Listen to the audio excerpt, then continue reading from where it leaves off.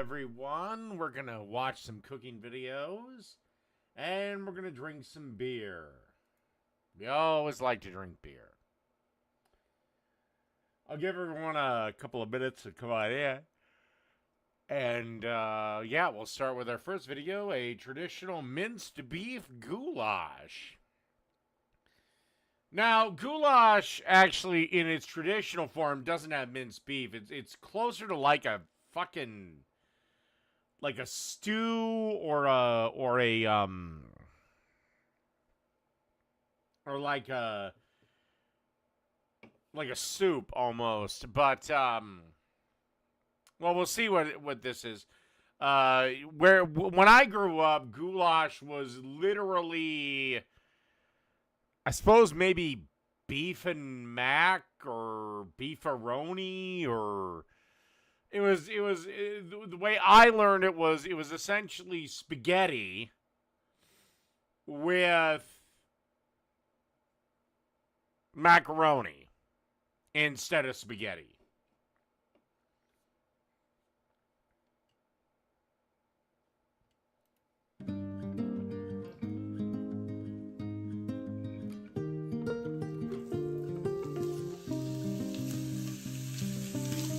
Okay, so about a pound of ground beef. I hate the fucking metric system.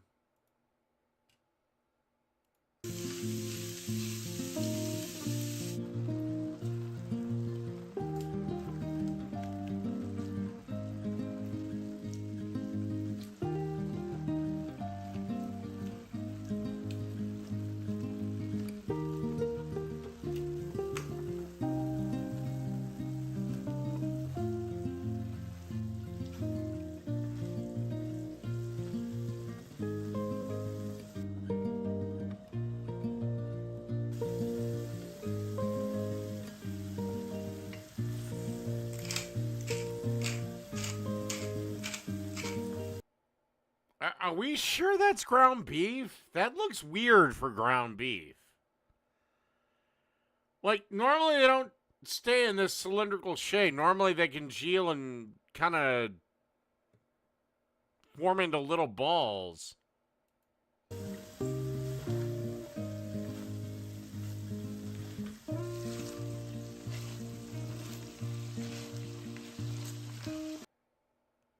I end the broadcast, and that's me getting run off the internet. I don't even know how to respond to that level of stupidity. Do you need to sell your house quickly? Do you want a cash offer? On the table, ready to go for you.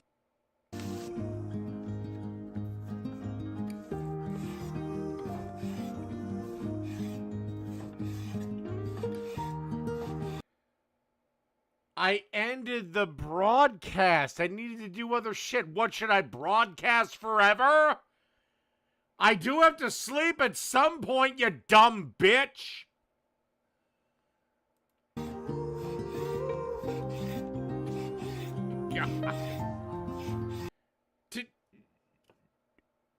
When women get with cuck males, do they just get stupider, or is it just me? Whatever.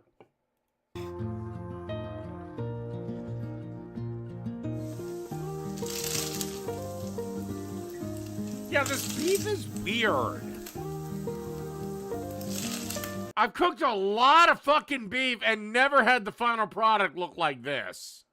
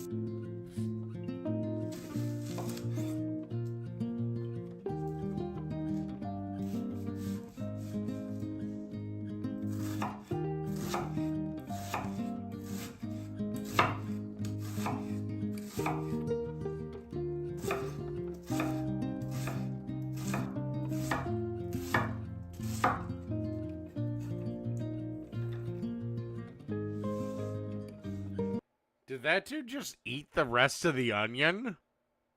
God damn!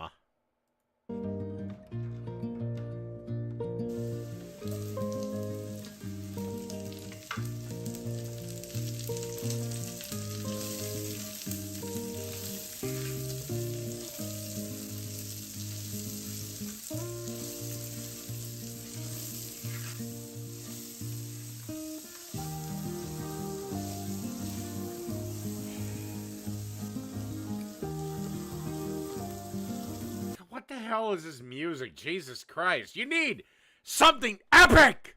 Orchestral! God, right now I want to take a fucking nap.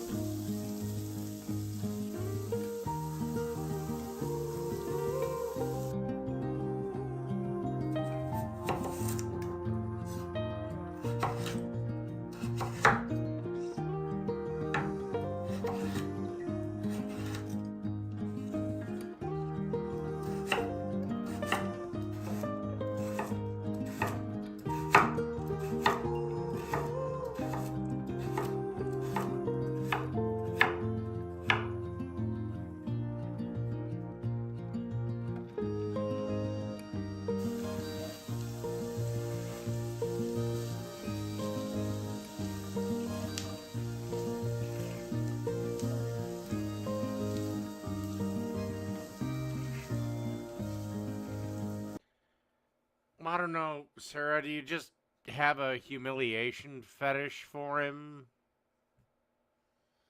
Like on his behalf? Like you just enjoy seeing him get humiliated? But it's fine if that's the thing with you. I mean, I don't give a shit.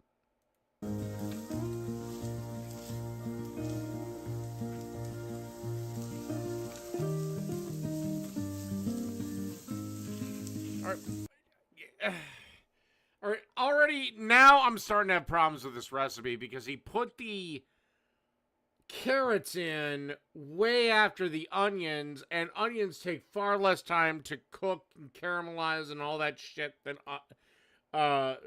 onions do.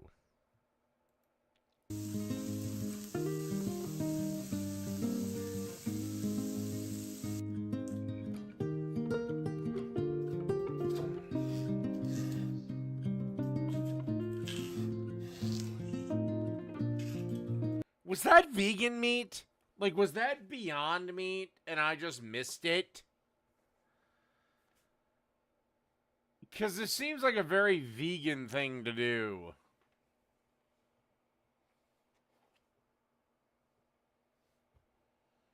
I showered yesterday. I'm going to shower after the broadcasts. And after I cook dinner. You know. Then I'll shower. Relax, lady. I mean, unless you really want to see me in the shower.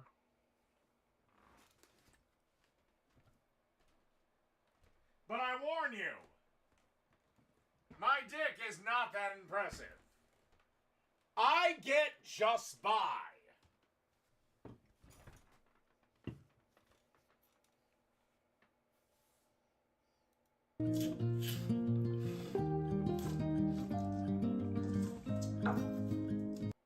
I didn't say I shower once. What the fuck are you talking about? Oh my god, I swear to god. Are you functionally retarded?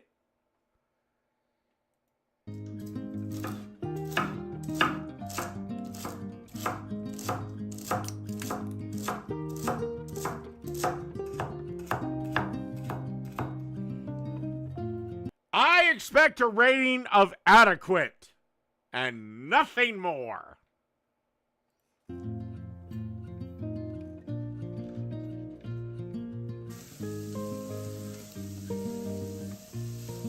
Now, celery should be one of the last things added because celery is like 98% water and 2% whatever the fuck else celery is made out of. Celery is one of the few things that if you do have a thing where you need to constantly snack, celery is one of the few things that'll actually help you lose weight. because it costs more your body more to process celery than nutrients you get out of it.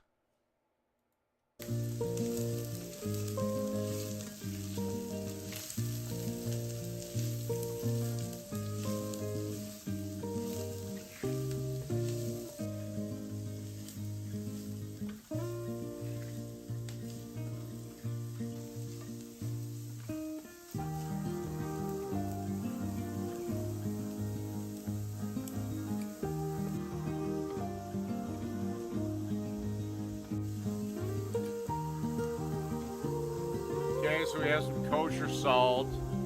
And by the way, this is something that just chaps my ass. Salt is not salt. There's a difference in salts. Kosher salt is different than table salt. It's one of those things that shouldn't matter, but it does. It's one of those things that just chaps my ass.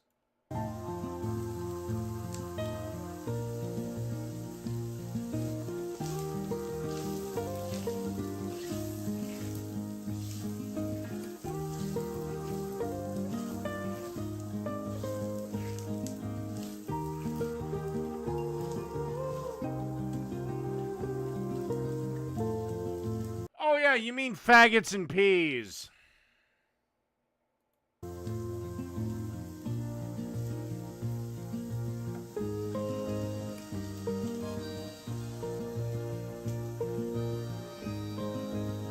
Me, I don't give a rat's ass about shit like that anymore. I truly don't.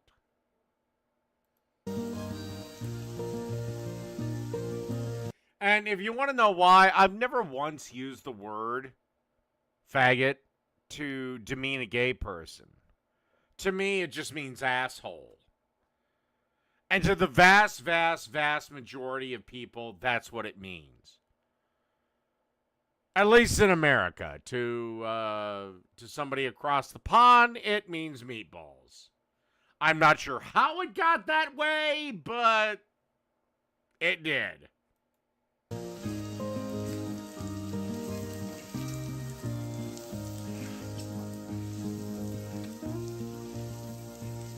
Yeah, because YouTube is fucking retarded.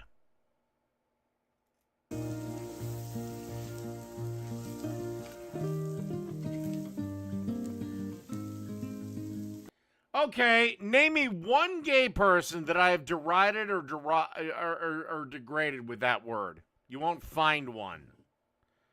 Not unless they were also colossally stupid. But it wasn't because they were gay. It was they were colossally stupid. This is Fracture. Just upload an image, place your order, and it'll show up at your door, beautifully printed directly on glass. And this isn't just another frame, not just another canvas. I said colossally stupid.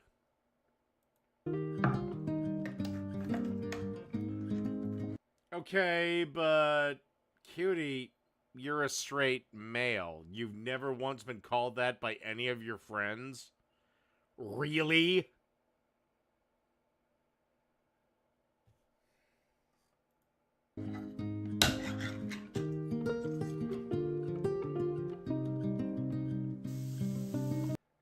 The acolyte guy. You mean the... How can I deride a character one way or the other? Oh my god, you people are fucking retarded. I'm done responding to the chat for the rest of this broadcast.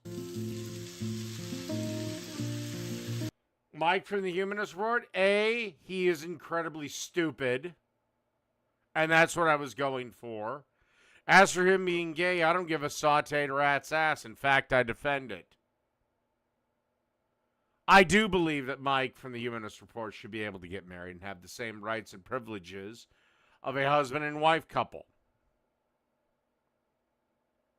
In fact, if you wait a little bit, I'm going to be going against both Jennifer and Andrew Wilson over somewhat same topics. Again, I call straight guys faggots. It's not the word. It's the context in which it's used. Okay?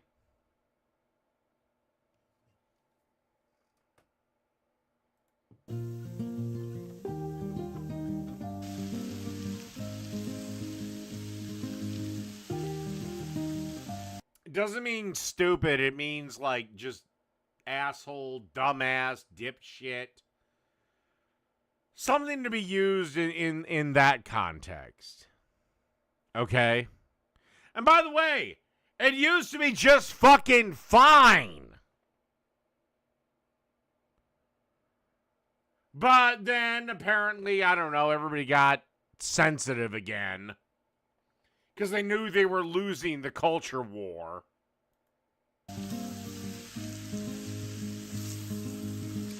Okay, what about retarded? That was fine up until 20 minutes ago. And now a bunch of you leftist dipshits are trying to say we can't use that. Hell, even one of your poster childs, TJ Kirk, used faggot a lot.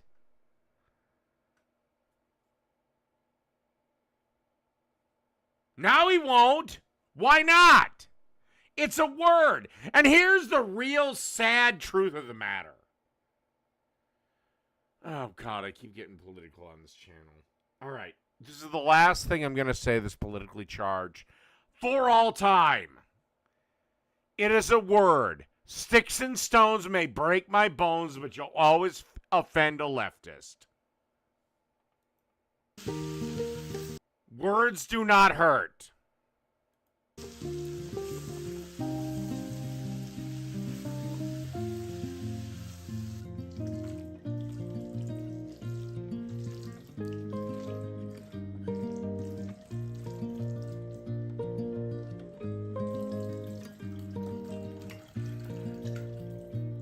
All right, can we just get to the fucking end of this? Jesus, tap dancing, toe licking Christ.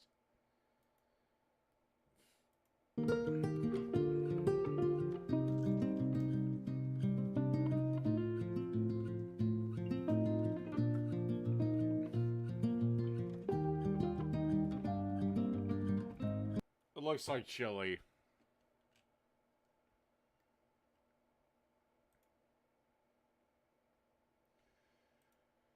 All right. This is, I hope, a relatively new channel. 12 subscribers, 7 views. Sunday plate. Let's see what she has. A BLT sandwich. All right. Looks like she... Now, this is interesting. She has it between two pieces of Texas toast. Okay, let's see what her flavors are. Day, our daily bread. And today's daily bread comes from Colossians chapter 2, verse 7. Oh, man. Let your roots grow down into him, and let your lives be built on him. Then your faith will grow strong in the truth you were taught, and you will overflow with thankfulness. Yeah, the Bible also tells you to murder your neighbor if he's mowing his lawn on a Sunday. Hello, and welcome to the channel. I'm V. I pray Hello. you're having an amazing day. I am having a fantastic day. Today on the Sunday plate, we're having classic BLT.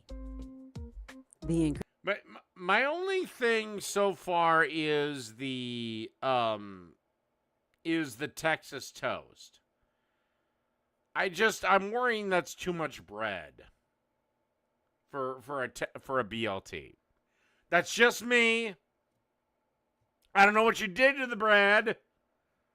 Hey, if you made it like garlic bread, then fuck it, fine. Ingredients for this classic comfort are simple: lettuce, tomato, butter, mayo. I'm sorry, but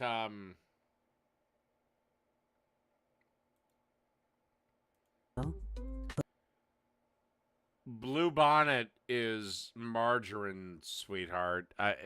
Unless Blue Bonnet has a butter brand that I am unaware of. That's margarine, sweetie.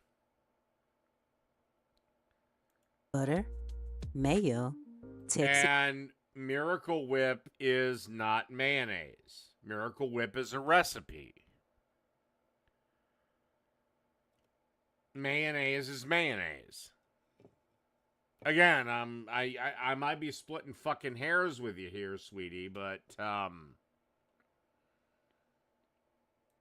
Toast, and of course, bacon. We'll start this recipe by washing our lettuce and tomato. Slice the tomato as thin or as thick as you like.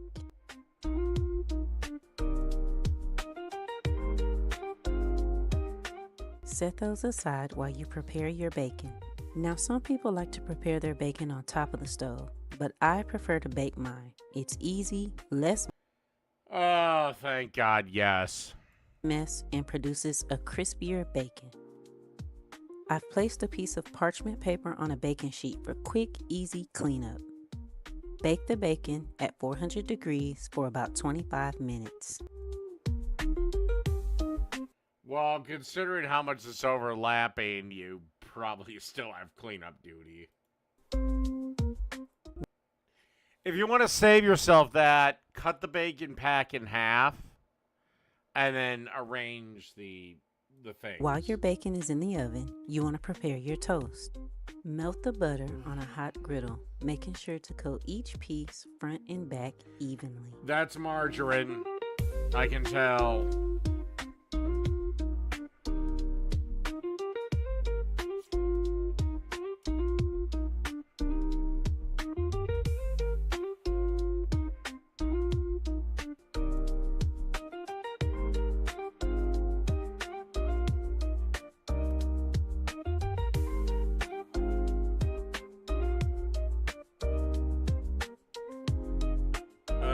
Sweetie, you still have raw butter on one of them.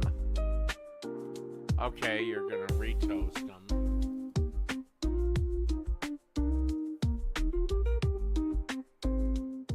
Cook those on both sides for about 1 to 2 minutes until golden brown. Once you finish the toast and the bacon is done, it's time to build your sandwich. I've placed my bacon on a napkin to soak up any excess grease. I'm building my sandwich with mayo, lettuce, and tomatoes, but you can make this classic your own. Some people add cheese, avocado, or even pickles. Do you prefer your BLT classic style, or do you have a different variation? Let me know in the comments.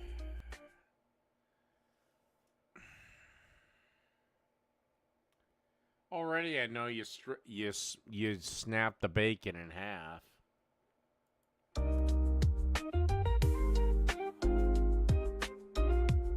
Now you know a BLT is not a BLT if you don't have a side of Lay's chips to pair it with. And there you have it. Easy, simple, delicious, classic BLT. All right. If I was at this lady's house, I'd eat the shit out of that.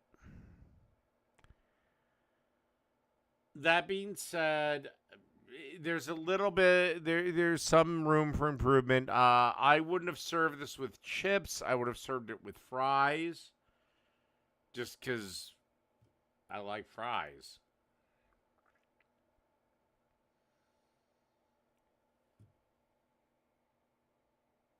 But just a few little technical things. Outside of that, good job. And I want to give a shout out to this channel. It is Sunday Plate. Sunday Plate. You know what? I will actually link this video in the chat. All right, there we go.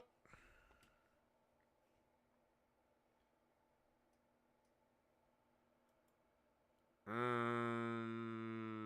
right, we'll do this short. The golden age of gastronomy. It's the most magical food on earth. They made food that you wanted to eat, not just look at. The world we live in today, you go to a restaurant, you get 12 courses, 16 courses of little knickknacks. You're going to a canopy party. We live in a world of refinement, not invention. But let's not forget, you can refine something too much. You make a souffle too light, it'll collapse. You make a sauce too light, it's like dishwater. You've got to find that balance, and that's called perfection. I saw the golden age of gastronomy. It's in the Okay. Don't make the fucking sauce too light.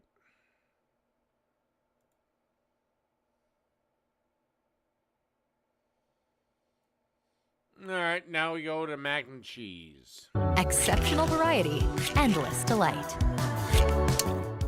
Did you know with Capital One, you could see if you're pre-approved for card offers with no impact to your credit score? Don't believe me? Try it for yourself. Today, I'm partnering with Capital One to tell you about pre-approval. When I moved to New York, I needed a credit card, so I used pre-approval. Most mac and cheese is stodgy, dense, and one-dimensional. This version from a 3 Michelin. Well, not mine, but whatever. Our chef solves all those issues. So we're going to start with macaroni. You can use other different shapes of pasta, but it is more traditional. Whack it into your boiling water, just lightly salted. And then we're just going to cook this until it's parboiled. This is the main point of difference of this recipe. So instead of using a bechamel, which is completely the traditional way of doing it, chicken stock, which is going to add a really nice depth. This is classic Heston, slightly different. And this is served at his Michelin star restaurant called the Heinz Head, which is adjacent to the Fat Duck. And he wanted to basically preserve British pub culture as something to really shout about. So there's loads of traditional pub dishes that you... Not to be a dick, was mac and cheese actually a British thing?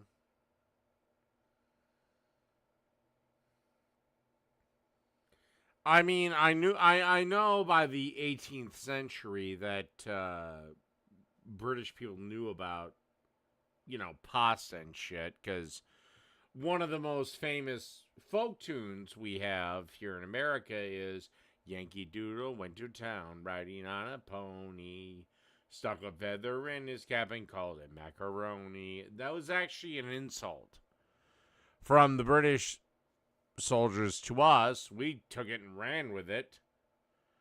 Because at the time, and this is where I get annoyed as fuck,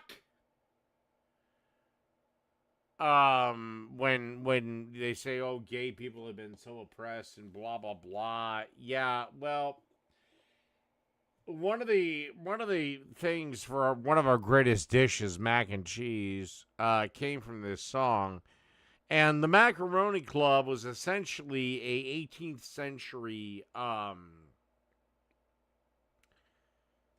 gay man's bar, for lack of a better term. And all the men that went there wore these hats with these great big fucking ornate feathers in them. And, yeah, basically, it was the British soldiers telling us that, yeah, we were a pack of faggots.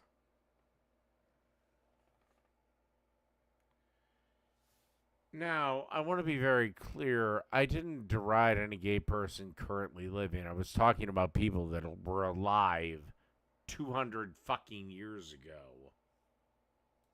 You would get, but reimagined in a Michelin way. And this is a really good recipe because it's super accessible. It's actually really easy. It's probably just as easy as making the original. But the key little differences that he does makes for a much lighter and interesting mac and cheese. So if you buy shop bought stock, you might need to reduce it slightly. If you're using stock cubes, just make sure you use enough. You could use 2 or 3. You basically want it to taste already like a really nice sort of light chicken soup. And then we're going to infuse it with rosemary as it comes up, small amount of thyme, and then some black peppercorns, just for about 25 minutes.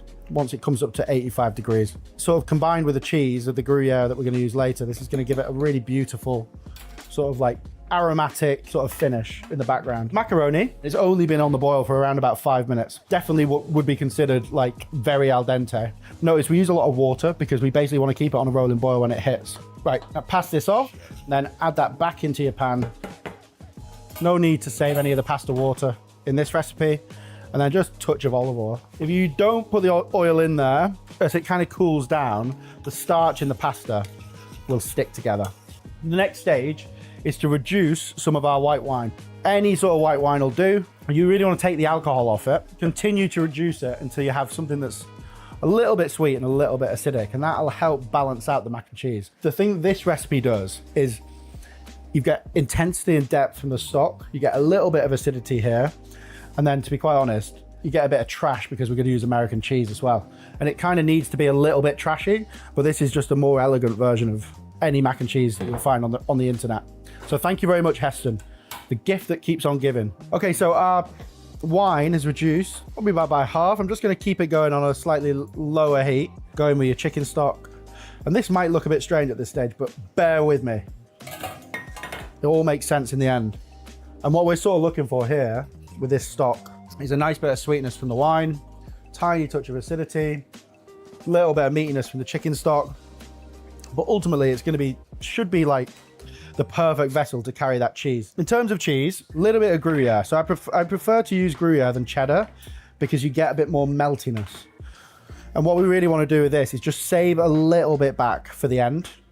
And these are going to add some like cheesy little melty nuggets. Then this we're going to grate. American cheese we're going to chiffonade. And then we're going to mix in, at the end, some cream cheese. Again, really nice hack rather than using bechamel because it's got a really good amount of acidity in cream cheese. And that kind of cuts through all the fat from this cheese as well. So American cheese, I'm just going to slice. This actually isn't in Heston's recipe. Shock horror. I just think it adds this like really nostalgic sort of flavor. There is no one in the world who doesn't think that American cheese is a beautiful sort of nostalgic nod. And then you mix it with your corn flour. Now this is quite an unusual step. So normally with corn flour, what you do is you'll mix a little bit of corn flour with water. You basically don't need the water, and it's a really nice way of incorporating it whilst the cheese melts.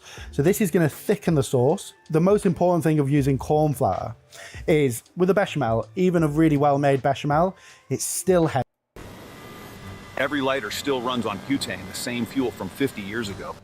That's exactly why they died on you when you need them most.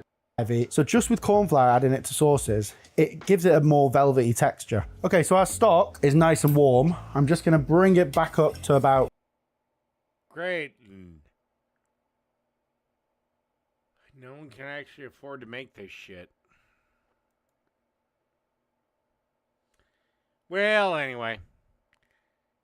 I know it's a little bit of a short one, but this is where I'm going to end it. I have at least one video I want to shoot tonight, and then I do want to do a bit of a live stream on Dave's Opinions. So, until everything else, good night, everybody!